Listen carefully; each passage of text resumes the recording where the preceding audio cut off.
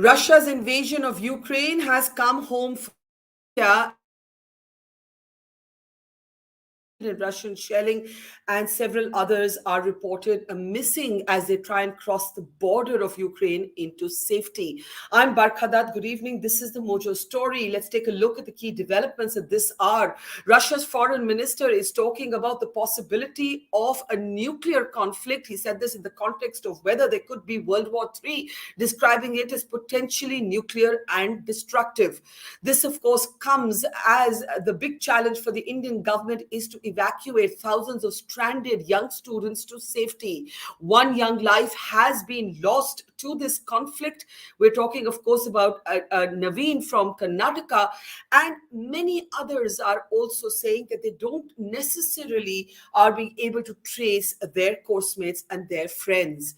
The pressure is, in a sense, mounting not just from the West, but even within India to take a more categorical position than it has so far. India's position has been gradually getting more nuanced, and we'll be talking now to Syed Akbaruddin, a veteran diplomat who has represented, of course, India at the United Nations.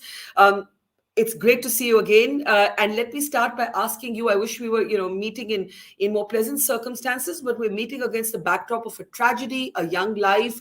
Naveen Shekharappa has been lost. There are others we've been interviewing who are talking about their sisters, their friends being untraceable. We still hope that they'll, as communication lines come up, they'll be found and they'll be traced to safety. Do you believe that India thus far has responded as we ought to have? So, Bharka, first of all, thank you very much for providing me an opportunity to engage with you and through your large number of our audience. That said, there are no set milestones that can decide whether something is appropriate or not in a situation such as a war. There are judgment calls made. Sometimes these judgment calls are bang on target. Sometimes they may vary a little bit, but the intent is pretty clear. India, in terms of both the political nuances and the positions that we took, as well as responding to the needs of our diaspora, has been doing its best. It's not new for us. I remember as a young diplomat, I was on the border between Saudi Arabia and Kuwait. These are very difficult situations. They are very chaotic. Numbers are so vast that whatever we put in will not be adequate and will also not be, unfortunately, seen as adequate. But embassies, by nature, are small outposts. You can enlarge them, you can increase them, but it's not the same as in India. So we need to keep that in mind, that zones of conflict are different.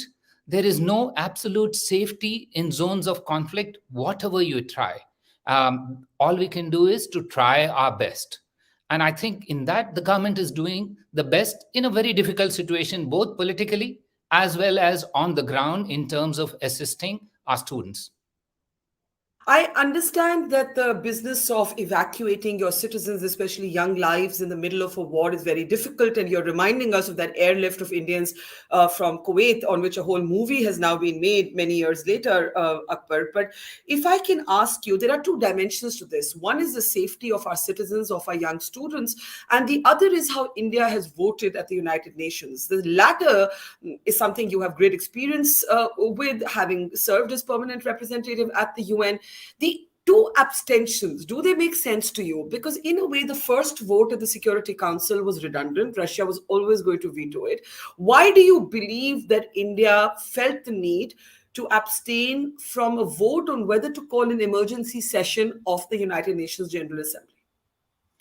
So, Barkha, I don't speak for the government of India today, but let me just draw upon my own experience to try and explain the situation as we see it, as ordinarily we see it. Look, we need to understand that war today is fought on multiple platforms. Nobody declares a war, but it already is a war. It's nobody says that it's an invasion, but we need to subject it to the duck test. If it quacks like a duck, swims like a duck, looks like a duck, then it's a duck. So we need to keep that in mind that at the United Nations, the Security Council is the body which can implement its decision through enforcement action. That means it can act on behalf of all the members of the United Nations. The General Assembly, by definition, is only expressing a sentiment. Now, we know what the sentiment is. We also know what the situation is. So I don't know because they were using a mechanism which is rarely used. There could have been other ways in which the Security General Assembly could express its views. Perhaps it was felt that the mechanism that was being invoked need not have been invoked because we know the outcome. There will be an overwhelming support for Russia in this. But let me just pull you back to 1971. Let's look at the situation we were in. If we went by the Security Council's decision and the General Assembly's decision today, there wouldn't be a new member of the international community called Bangladesh. There would not have been any Indian intervention there because the principle at that stage that was being talked of is very similar now, non-intervention.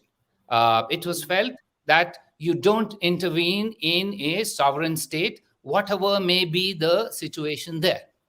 On the other hand, we were far ahead of our time at that stage, talking about need to help, need to protect people against genocide, need to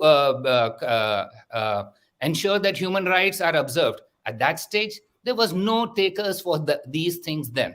So my only point is that we need to understand that what is being played out in the United Nations today is one facet of a multifaceted battle. The battle is the Sorry, battle go. is the battle is at the UN, but it's also on the economic front. It's on the ground. It's in the technology sphere. It's in terms of public information also. So if it's only a public information battle that is being fought out at the UN and the General Assembly, does that help in a solution? India would like to promote a solution, and that's our hope that by not being dragged into this, we may be helpful in a longer term solution. That's the hope. I, Not work Yeah, out. I hear you about Bangladesh, and you're correct in saying that if non-intervention is the principle, Bangladesh wouldn't exist today. But the difference could be argued that that was the backdrop of mass atrocity, of genocide on the Bengali population, and we have not seen any context for a similar intervention by the Russians. Even when they talk about ending Nazism, it's a bit farcical because the leader of Ukraine is Jewish himself. You have today the Russian foreign minister talking extremely irresponsibly about nuclear conflict in World War III. So is it comparable to Bangladesh? And I ask this because the Indian position too has been shifting. It's not the position where we started. We have, I guess, watched what Putin is doing in dismay. Do you believe we have shifted enough and as swiftly as we ought to have? So you're right in saying that the Indian position is shifting. We began with bland arguments that only diplomacy and dialogue is the way forward. We've then added to it several other principles, including non-intervention, support for territorial integrity and sovereignty. We now also say we regret the collapse of diplomacy. Collapse of diplomacy implicitly means we regret what Russia did without saying so. We also say that we are now disappointed that hostilities have broken out. Again, without saying so, it's clearly aimed at Russia. Can we go for a little bit more? Certainly we can. We've now added a humanitarian assistance element to that. We can go a little bit more, sure, but it doesn't change the bottom line of the big picture that we still need to, while we can nuance a position going forward, we need to articulate a narrative which is our own. I don't think the West has done anybody any help by saying that if you're not with us, you're against us. That's something that we've seen in the Cold War. We didn't accept it then. I don't know whether we would be ready to accept that sort of a binary choice even today, because then we would not be helpful to finding a solution. We would only be part of the problem. Let's leave aside Western hypocrisy for a moment, because obviously the first thing that comes to mind is the Iraq war, fought on the back of extremely dodgy claims about weapons of mass destruction. Afghanistan has turned out to be a massive blunder. The Americans couldn't manage the situation. Leaving aside Western hypocrisy, do you believe that India is in danger of being on the wrong side of history? That there is realpolitik, there is a nation's self-interest, but there is also for countries like India, we see ourselves as a power, an emerging power on the global stage. In not taking a position, in not being direct, we're actually being a fence sitter, and no one respects a fence sitter. I'm not too sure that, given the increasingly nuanced statements we are putting out, that everybody sees it only as a fence sitter. Of course, they need to push us. That's their job. Each of them will try and push us in their direction. So they will call us by any name or other. But that said, I think we also have a heritage of trying to be useful without being offensive. And a non condemnatory approach has been part of our legacy, it's part of our history. Now, if you think that condemnation helps, then they could do it. However, our approach has always been condemnation doesn't help. As you said, Bangladesh was a different issue, and I acknowledge that absolutely. I'd be the first. But there are numerous other instances across governments in India where, in terms of intervention, we generally say that yes, we would not be happy. We are in an unhappy situation, both politically and in terms of realpolitik now, because we don't want to be the situation we are in, and we think that this situation will be something that does not benefit us in many ways going forward. So, but there are ways in which we can communicate to the Russians that we are not happy with what they have done. We don't think that's the right way. We don't think that in the 21st century, this is the way to go about. That we can do in our own way rather than being condemnatory. And that's the bigger point I'd like you to take. And there is a history of this way we've done across governments and across prime ministers going back to 1956 in Hungary to 2014 in Crimea. All these, and there are several instances of this sort where we can increase a little bit of our declaratory position, but be much stronger in private to explain our position. Okay, but given the fact that we've been non-confrontational, why have we not been able to secure a safe passage for our students? For example, earlier today I was interviewing a young girl who is stranded in Sumy, which, as you would know, is right at the front line of this conflict. The Russians have already taken over her surrounding areas. She says there are Russian checkposts everywhere. She can't get out, and what I'm puzzled about is, given how softly and subtly we have approached this, why have we not been able to secure from the Russians, for example, in spaces that they control, the right to take our people out?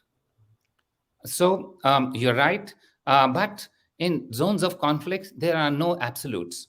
Let's acknowledge that. Having said that, I just understood that the Indian official spokesperson mentioned that the advisory that we put out in Kharkiv, that every Indian should leave urgently right away, was on the basis of discussions with the Russian Federation, saying that you leave because things are only going to get worse. So this is already a small way in which there is some understanding that we are reaching. In terms of when forces take over, even we know within our own system, it takes time for instructions to percolate from the top to the bottom. Let's be patient. It's a difficult situation. There are no certainties in this, but I think patience helps us achieve things that we never think was possible. In Kuwait, we were able to evacuate 145,000, which nobody thought was possible. People were struggling for food. People were not able to quench their thirst in the desert. People were fighting with each other for morsels of bread. Yet, more than 140,000 got through.